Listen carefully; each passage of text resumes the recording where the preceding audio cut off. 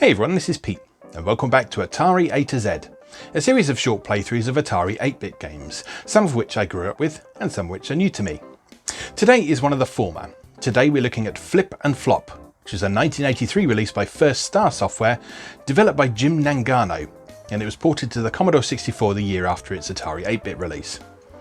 It's a vaguely Qbert-style colour-the-blocks game with more intricate level design, gradually growing in complexity as you proceed through its 36 levels.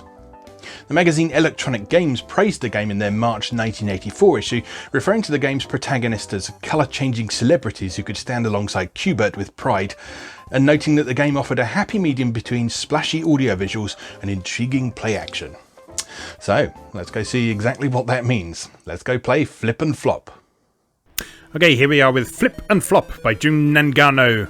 As said in the intro, this is a vaguely Qbert-style game, unfolding from this isometric perspective, in which you control either Flip the kangaroo, or a monkey called Mitch. It's not called Flop. And that always really bugged me about this game. I guess it's supposed to be some sort of pun? Or something, or reference to the fact that the level flips itself over when you play as Mitch, but I don't know, it never made a ton of sense for me. Anyway, it doesn't really matter. Let's play the game.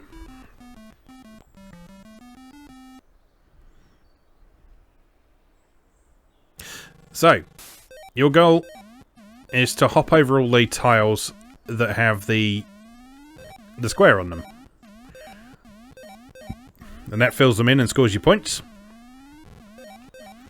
And you'll see the interesting thing about this game is that it doesn't just unfold on one level. It actually makes quite good use of the quasi 3D perspective that an isometric viewpoint provides.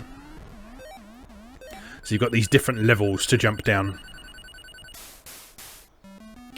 With those sort of laddery type things. Alright, then we move on to the Mitch the Monkey levels. Now, if you look at this, there's something just not quite right about the perspective of these, and it's taken me ages to figure out what it is. And I think what the issue is that all it's done is it's flipped the level upside down, but it hasn't flipped the aspects of it which sort of represent the front and sides of the blocks. And so that just means that, yes, it does look like he's hanging from the underside of things, but it also just doesn't... Oops. Also, it just doesn't quite look right. And for years, that's really thrown me off playing those levels. Some people claim that it's not a problem. And I mean, once you get your head around the controls, I guess it isn't really a problem, but even so, it's one thing worth noting with this game. Now, you can see we are now being chased by the zookeeper. Now, you can pass through the zookeeper if you jump through him while he is jumping as well. You can also lure him onto the flashing plates on the ground. And he'll get stuck on those for a few seconds. But you have to be careful, because if you land on one of those, you will also get stuck. And when you're playing the Mitch levels, the zookeeper is replaced by the zookeeper's net. Because obviously the zookeeper can't hang from these things. There we are. So he's stuck on one of those flashing squares now, which is supposed to be flypaper, I think. In sort of traditional cartoon style.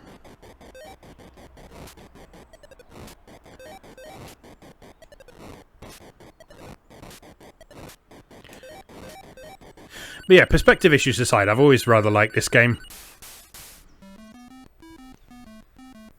It's an enjoyable arcadey game. It's got a bit more depth and complexity and interest to it than Qbert. Just because the level layouts are much more interesting. It's not pyramid after pyramid after pyramid. And some might argue at times the level designs are a little bit too complicated for its own good. in that it can sometimes get a bit difficult to escape from the zookeeper or the fly, or the not the flypaper, the net.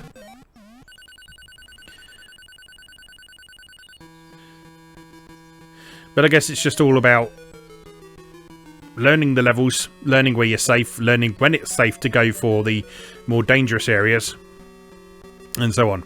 And you'll see that every 5 levels, you get a little cutscene, Pac-Man style.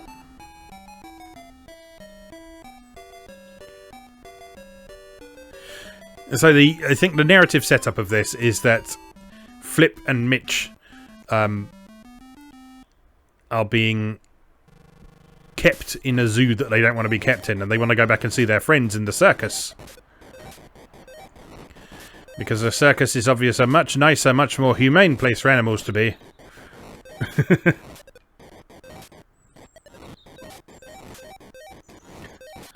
Oh, we might be in trouble here. There we are.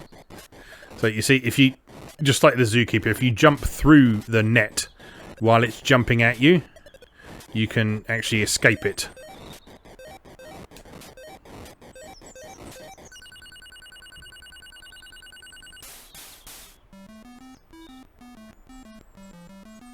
For me, this is one of the quintessential Atari 8-bit games, I think. Just because so much about it is just so utterly representative of what you can expect from the Atari 8-bit.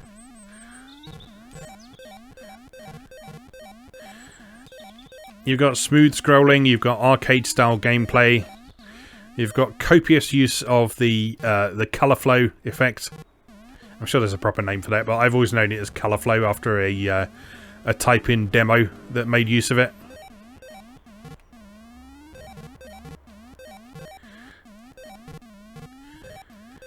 It's just a really solid, enjoyable game.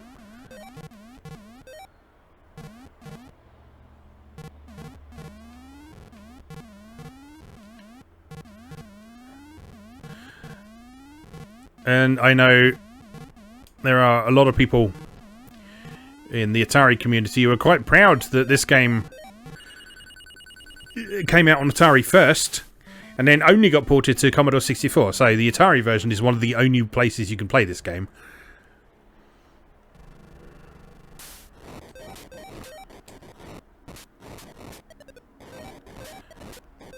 That actually happens quite a bit, though. I mean, I've talked a bit about this before. One of the interesting things about the Atari 8-bit computers is that, unlike their more popular counterparts, the Commodore 64, the ZX Spectrum, even the Amstrad to a certain extent. Oh no! You tended to find a lot of the stuff on the Atari was unique to the Atari. Because a lot of developers and publishers decided for one reason or another that they didn't want to support the Atari 8-bit because there wasn't a big enough user base, or there wasn't big enough demand for it, or whatever. Oops. It was a strange and awkward situation. But the net effect of it was the fact that if you look at the respective libraries of those 8-bit machines, you will see that there's a lot of the same games on the ZX Spectrum and the Commodore 64, and then you look at the Atari 8-bit, and it's a completely different library of games to explore. It's fascinating. I mean, yes, this came out on Commodore 64 as well, but to me, it will always be an Atari game.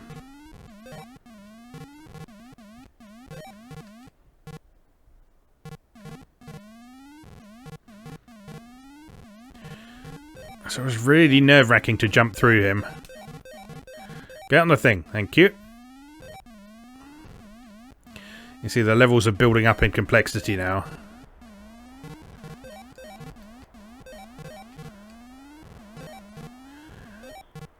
Oh, dangerous. Panic.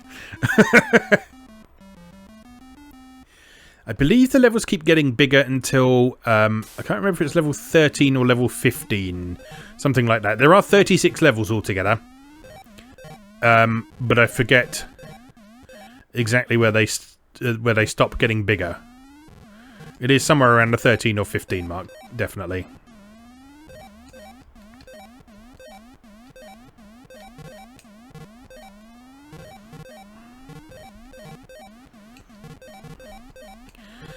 Yeah, I'm actually doing pretty well at this today.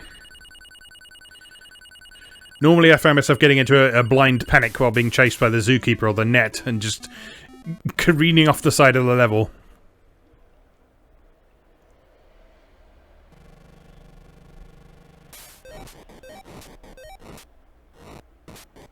Oh no! It's difficult to figure out the timing because sometimes when they come down the steps like that, they will immediately come for you, and then sometimes they will just sit there for a moment. So you have to sort of really respond at a moment's notice.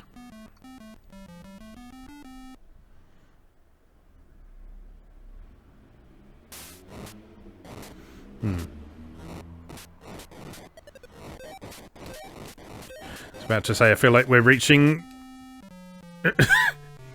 a dangerous point in this game. You'll notice we have had an extra life provided to us every time we've completed a level up until this point. It seems we're at a point where we're going to start needing them.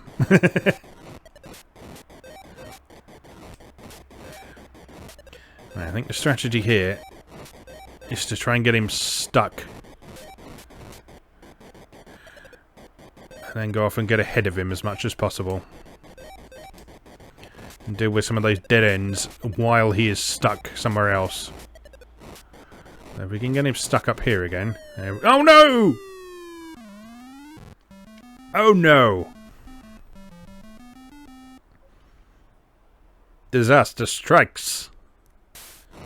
Where are we going? Down here.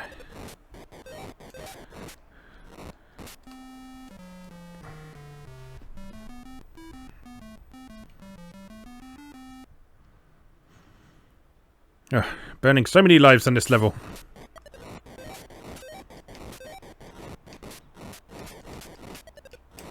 Get away from me, you horrible thing. What have I missed?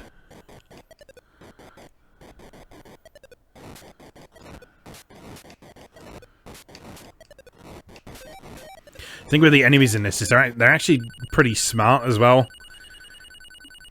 You'll see that they sort of follow you around and cut you off and all that sort of thing. Another cutscene because we finished another 5 levels. This time we get to see Mitch going home.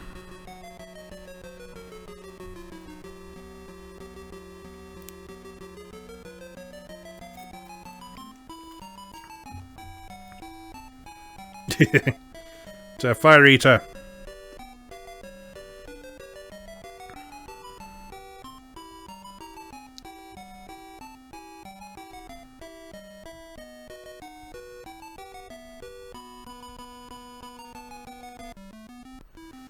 And onwards.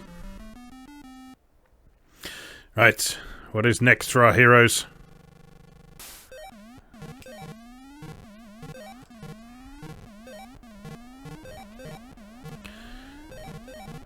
A pretty sprawling level from the look of things.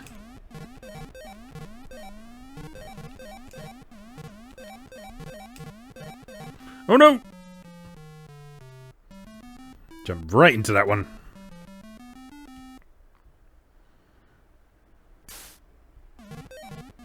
Never actually known what that patterns readout on the status screen is for, because I've never seen it say anything other than 1.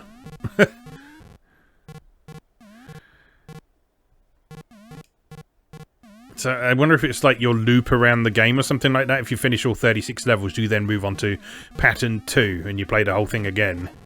But I don't know, faster or harder or something like that. I don't know. I've never got that far.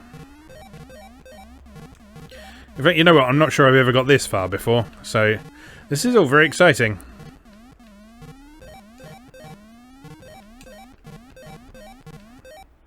Come on, Mr. Zookeeper. There you go.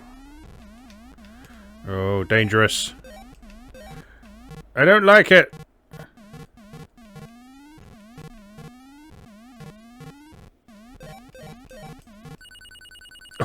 Oh, lucky finish.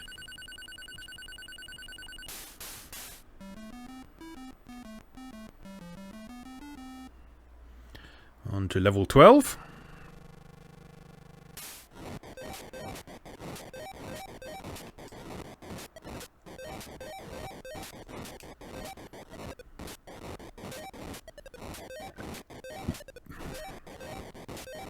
So the main thing you need to get your head around in this game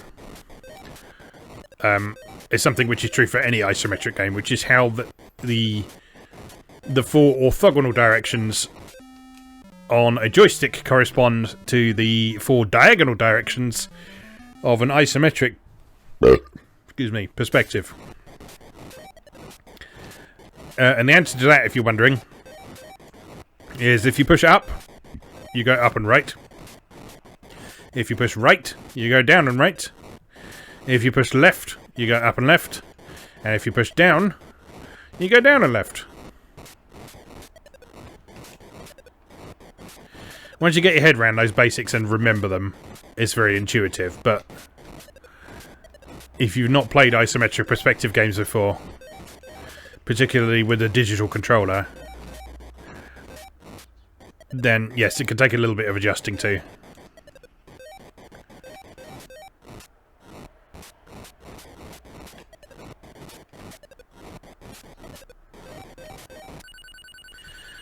Another lucky finish.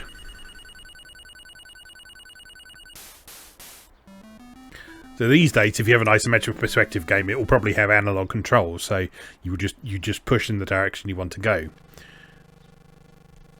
That was not really a luxury we had back in these days, and it wasn't practical to ask people to push diagonal...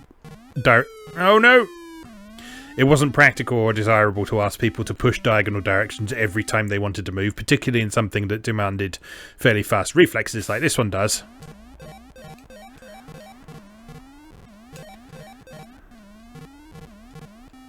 Oops. So, yeah, the convention of pushing an orthogonal direction in order to go diagonally was born. Oh, you moron.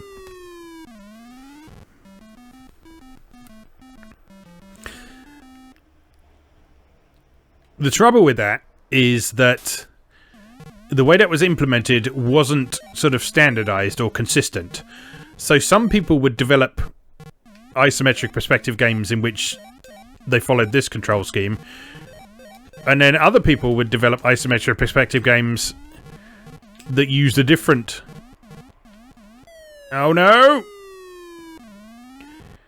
They would use a different control scheme. And some games would offer you the choice.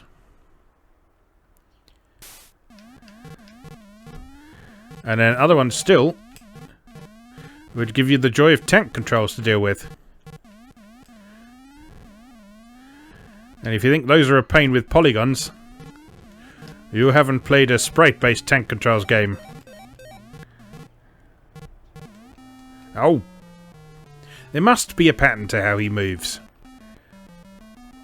I'm sure there is a pattern to how he moves. I just haven't spotted it or figured it out yet. And I'm running low on lives. So I think our adventure may be over soon. Yeah, as I say, I have a feeling we are now at the point where the levels don't get any bigger. Uh-oh.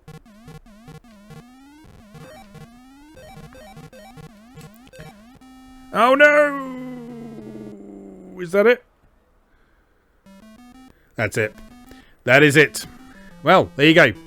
That is Flip and Flop from First Star Software. Yeah, the all-time favourite of mine on the Atari 8-bit, that one. And as I say, I've always considered this to be the quintessential Atari 8-bit game in a lot of ways. If you want to know what it means to play an Atari 8-bit game, then this is one that I would always recommend to people. It takes some getting used to. There's certain aspects of it that are a little bit fiddly and awkward, but it's still a fun game to play even today, and it's one that I often enjoy booting up, even outside of recording videos like this. So yeah, give it a go. As always, thank you very much for watching, and I'll see you again next time.